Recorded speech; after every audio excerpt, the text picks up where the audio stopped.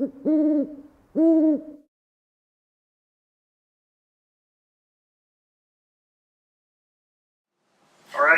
welcome to the auger. It's been quite some time since I put a video together. It's been a tough year so far, but starting to try to get back into the swing of things. And getting ready for a trip this weekend. And one of the things I've been seeing on the internet, social media, whatever, a lot lately is talking about coolers. Everybody probably has their own opinion about, for some reason, about some company or another. Me personally, I have no preferences, as long as it works for me and as long as it's a good cooler. I've probably owned 40 coolers in my lifetime.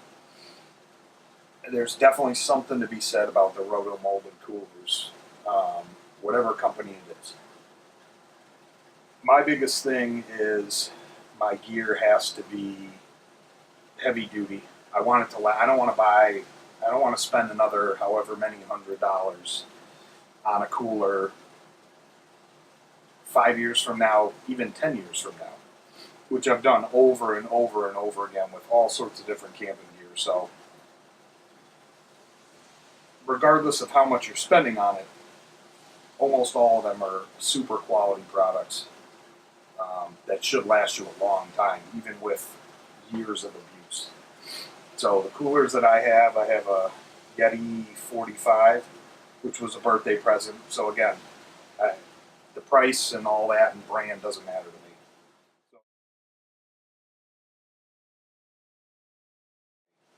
So birthday present from the Shrimps a couple of years ago was the Yeti 45. Then through like a work rewards program, I got a Mammoth 45.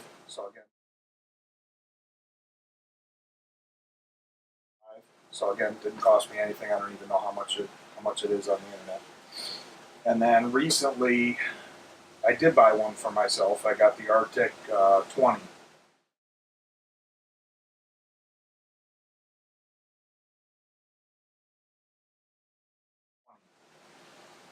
Which I wanted for, I don't know, weekends, a day of fishing by myself, going over to a barbecue, and you want to make sure you bring your own waters, bring your own beer, drink whatever you like. And it'll keep your stuff cold for a couple days anyway. So one of the things on the internet is, who would pay that much for a cooler? And it got me thinking about how I plan for a trip and how I pack my coolers. And this goes for any cooler that you own. It doesn't matter if it's a $20 cooler, $600 cooler.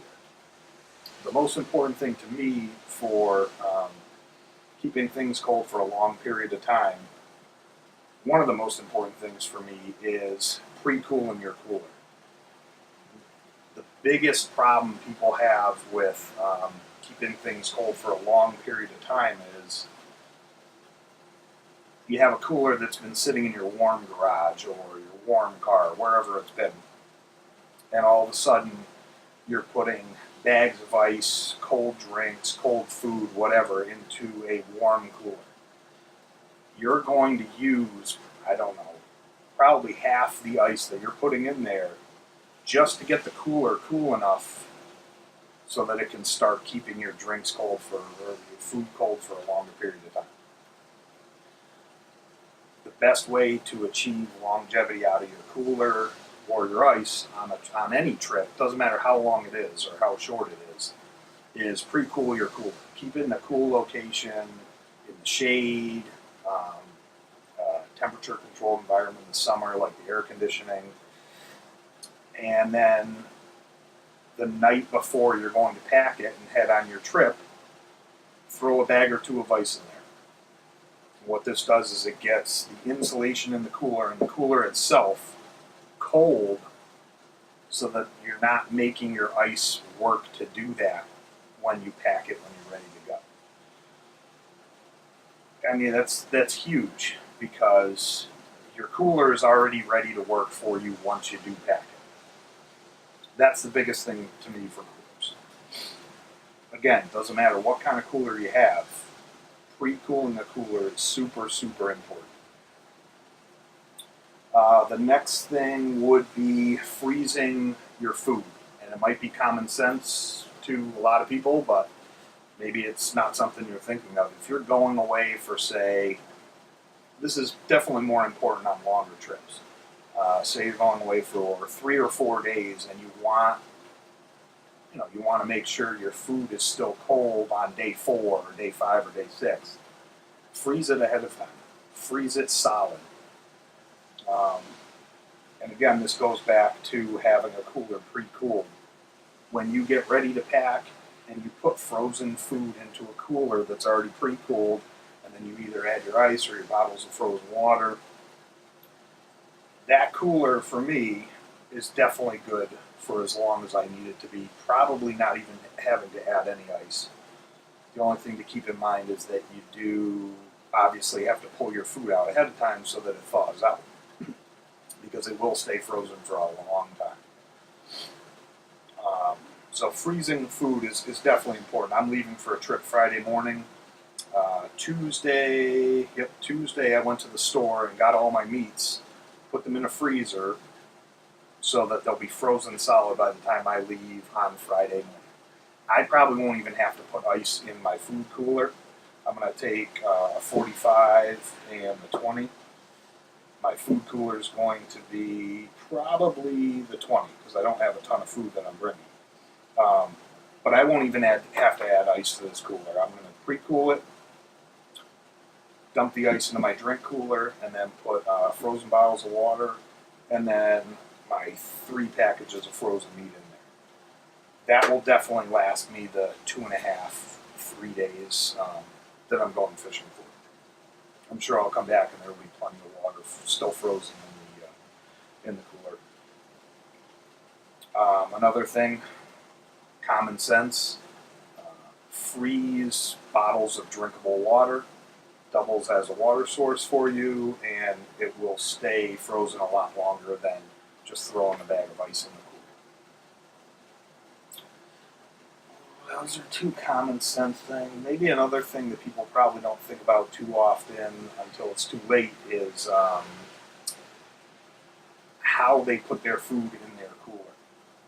Whether it's packing it in the cooler itself, or if it's in a plastic bag. We've all been camping before, and you go into the cooler, and you have ice water that's melted, and the color of the water is not right, and you know what it is immediately. You know that some of your food, whether it's meat or whatever, has leaked out into the water. Now the water's compromised. My biggest thing for food, especially pre-frozen food, is I put everything in storage containers. And I don't freeze the food in the storage container. I put it in as I'm packing my cooler. This is one right here. This is not for food, but this has tackle in it. It's just a simple sealable container that isn't going to leak. And I put all my frozen meats, my cheeses in that little container. If I'm doing a short trip and I'm doing cold cuts and sandwiches, my cheeses go in there, my meats go in there. I know no matter what, we're not going to have any problems with food leaking into the cooler if I'm even using ice.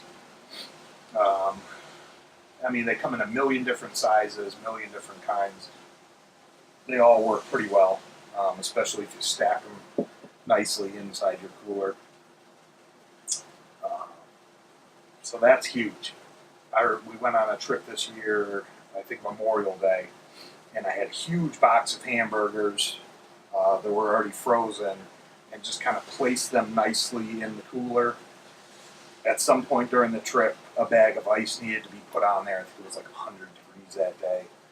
And obviously I had hamburger water in the cooler, which, I don't know, it's disgusting to me. So sealable containers are nice. Again, a box of hamburgers like that, I kind of wish I had broken them all down. Maybe put 4 or 5 in one of the sealable containers before before I put them in the cooler. What else? Definitely different coolers for different trips. So again, this trip I'm only going for 3 days. I have very little food. It's mostly going to be waters and a couple different. I think I got steak tips, hot dogs, hamburgers. If I find some other game surprises in the freezer, I'll throw those in there. So this is going to be my food cooler, smaller one, and then my drink cooler is going to be one of the 45s. That's kind of for 2 people. So again, it's one of those things to think about. What cooler do I need? I'm going away. If I'm going away for 6 or 7 days, I'm taking all 3 of these coolers. One of them is going to get all my frozen food that I want to last for the longest without having to add ice. The other one is going to be for stuff like cold cuts, condiments, whatever else. Maybe put a divider in there and do half drinks and half potato salad, condiments, cold cuts. And then the smaller cooler at that point is my drink cooler, and that will get just drinks and ice, and that's it. I don't bother with frozen bottles of water or anything like that in a drink cooler if I'm using the small. The other thing, I guess, one thing I like to use, I don't like to use ice if I don't have to. So one thing I use, and I mentioned it before, I freeze bottles of water, just, whatever they are, 12-ounce bottles of water ahead of time. Those will stay frozen for days in the right conditions, doing the things we talked about already. And then the other thing I use, especially in my frozen meats or my frozen food cooler, is this Techni Ice. You can get it online. It comes in a gel form in these packets. You just follow the instructions, wet it down, and it then turns into an ice packet. They're reusable. You can wash them. I think they might even be dishwasher safe. I don't know. Look it up before you do it. But you can also heat these up. I wouldn't do that. But what I like about that stuff is in a meat cooler or a food cooler, I'll fit as many bottles of frozen water as I can on the bottom. Again, once it's pre-cooled, I'll put my different containers, meats and whatever in there. If I can fit another layer of frozen water bottles, I'll do that. And if I can't, I'll put a bunch of those Techni Ices inside the cooler. And depending on the outside temperature, on a 3 or 4 day trip, you can probably get away with not even having to use any cubed ice whatsoever. Because again, you have the frozen water bottles, your food is frozen, you've pre-cooled the cooler, so that cooler isn't working that hard.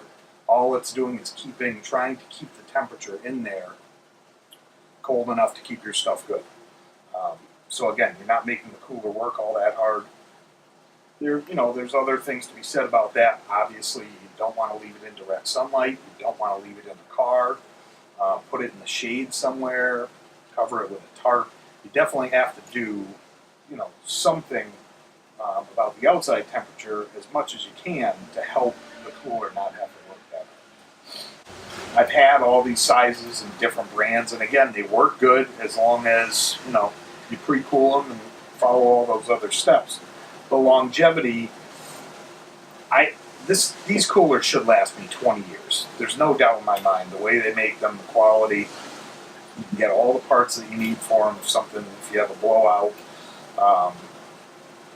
Thinking back to all the coolers that I've had, I had some that maybe didn't even last a year. Some lasted 2 years.